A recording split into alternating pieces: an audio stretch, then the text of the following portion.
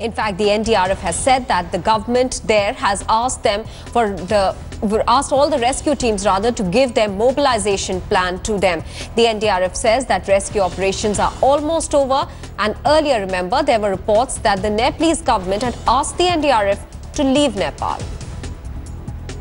Kamaljeet Kaur Sandhu is now joining us with more details. In fact, she will join us in just a bit with more details coming in about the NDRF. Earlier on, as was reported, was asked by the Nepalese government to leave. However, NDRF has denied those reports. They are saying that the Nepalese government has asked all rescue teams, international rescue teams there, to give their mobilization plans. The NDRF says that their rescue operations, in fact, are almost over in Nepal now.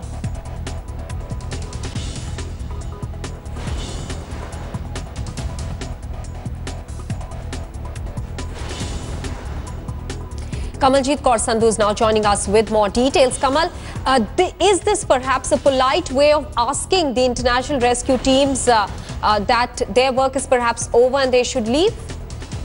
Well, definitely so, Maha. Remember, this is more than 1 week now since this entire disaster has taken place, with more than 32 countries really participating in the rescue and relief work.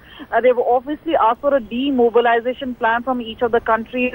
Perhaps it's time that the forces outside really move out.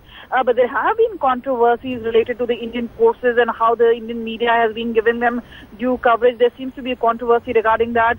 But the NDRF at this point of time completely denying any role of that sort, saying each of the countries, including India, have been asked to give a demobilization plan, considering these are foreign forces and our relief and rescue work is over.